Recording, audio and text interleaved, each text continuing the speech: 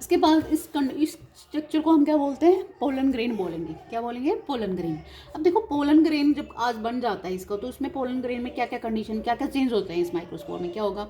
देखो यहाँ पे 2 लेयर आ जाएंगी। इसकी जो इंडरमोस्ट लेयर होगी उसको बोलेंगे हम एंटाइन। क्या बोलेंगे, एंटाइन।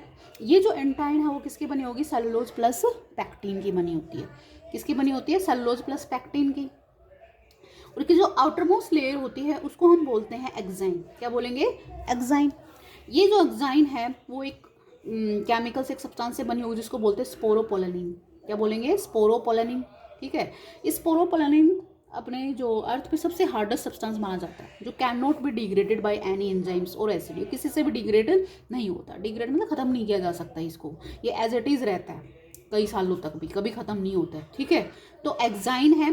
क्वेश्चन ये आ जाता है कि एक्साइन की मतलब डिग्रेड क्यों नहीं होता, तो आप क्या बताओगे, स्पोरोपोलेनिन नाम का सब्सटेंस इसके अंदर प्रेजेंट होता है। ये भी पूछ लेते हैं एंटाइन किससे बना होता है, तो एंटाइन क्या बताओगे, सेलुलोज प्लस पैक्टिन का बना होता है। ठीक है, तो हमारी ये जो आउटर मोस्ट लेयर है जिसको हमने एक्साइन बोला है, ये कंटिन्यू नहीं होती, कहीं कहीं पे इसमें ना ऐसे एब्सेंट रहती है यहाँ पे।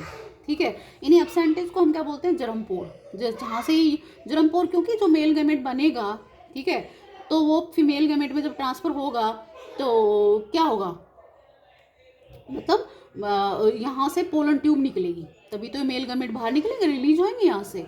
ठीक है, तो germ pore for releasing of the male gamete after the formation of pollen tube. यहाँ से पोलन ट्यूब निकलेगी, वहाँ से फिर ये मेल गैमेट्स पोलन ट्यूब के अंदर जाएंगे और बाहर निकल जाएंगे, तो ये जर्मपोर बोलते हैं, जहाँ से एक्साइन। क्योंकि वैसे तो आपको पता है कि एक्साइन को तो कोई डिग्रेड ही नहीं होती, तो फिर कैसे निकलते हैं ये मेल गैमेट, तो कैसे निकलेंगे, यहाँ पे ये कई जगहों पे एब्सेंट रहती है। ठीक है, तो जहाँ से ये एब्सेंट रहती है उसी वहीं से क्या निकलती है, पोलन ट्यूब निकलती है। एब्सेंटेज को जगह को क्या बोलते हैं हम, जर्मपोर। ठीक है, नेक्स्ट हमारा ये जो है जनरेटिव सेल्स, इस जनरेटिव सेल्स को हम यहाँ निकाल लेते हैं अगेन बाहर, और निकाल के देखते हैं इसमें क्या होगा भाई, माइटोसिस होता है। क्या होता है, माइटोसिस होता है।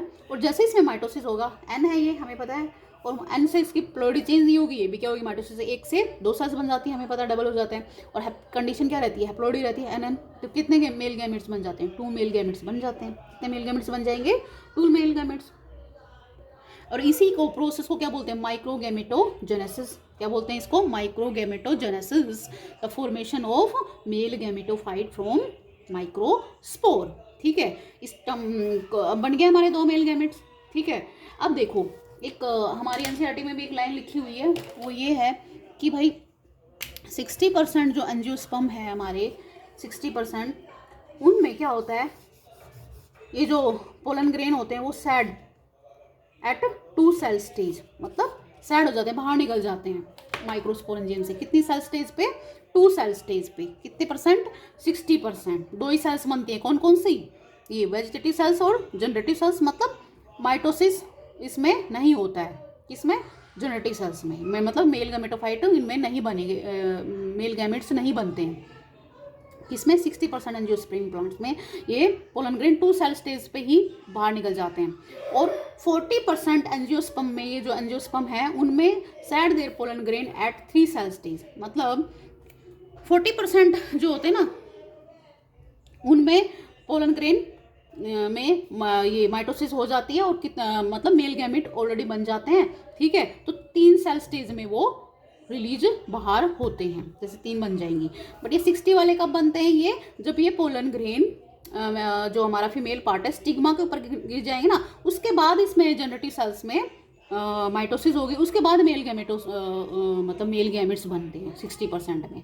और 40% में ये पहले ही ऑलरेडी मतलब गिरने से पहले, स्टिग्मा के ऊपर गिरने से पहले इनमें माइटोसिस हो जाती है, और क्या बन जाती है भाई, 2 मेल गैमेट्स उसमें बन जाते हैं। तो 3 सेल स्टेज 2 ये हो गए, और एक हमारी वेजिटेटिव सेल्स हो गए, 3 सेल स्टेज पे होता है, और 60% में ये 2 सेल स्टेज पे होता है। ठीक है, नेक्स्ट हमारे पास कुछ बेसिक्स बातें हैं इसमें, जैसे कि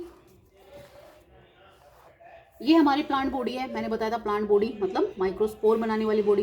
तो हमारी प्लांट बॉडी को क्या बोलते हैं भाई, स्पोरोफाइट बोलते हैं। क्या बोलते हैं, स्पोरोफाइट बोलते हैं। जैसे हमें पता, फ्लावर होते हैं प्लांट्स पे, फ्लावर ही मेन रिप्रोडक्टिव पार्ट होता है। ठीक है, फ्लावर से हमने अभी देखा ना, अंतर अंतर में माइक्रोस्पोरेंजियम होता है, माइक्रोस्पोरेंजिनियस टिश्यू प्रेजेंट होता है, ठीक है।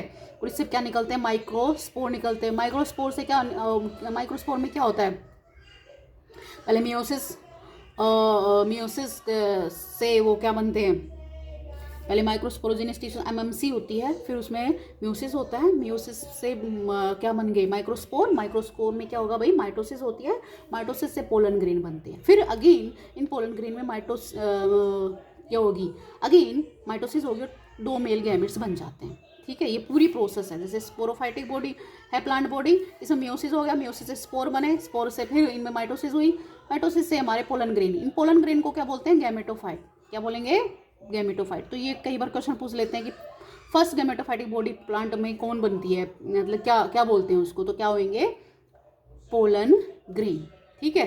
और क्योंकि इन्हीं से तो क्या बनेगा, गैमेट्स बनेंगे ना, तो इसी को क्या बोलते हैं, पोलन ग्रेन को क्या बोलेंगे, गैमेटोफाइट, गैमेट्स को बनाने वाला। और हमें पता है पोलन ग्रेन में माइटोसिस होती है, तो क्या बनता है ये गैमेट, ठीक है। 2 मेल गैमेट्स बन जाएंगे। और नेक्स्ट टॉपिक जो हमारा होगा the formation of female gametes, वो नेक्स्ट वीडियो में देखेंगे। तब तक के लिए बाय एंड थैंक यू।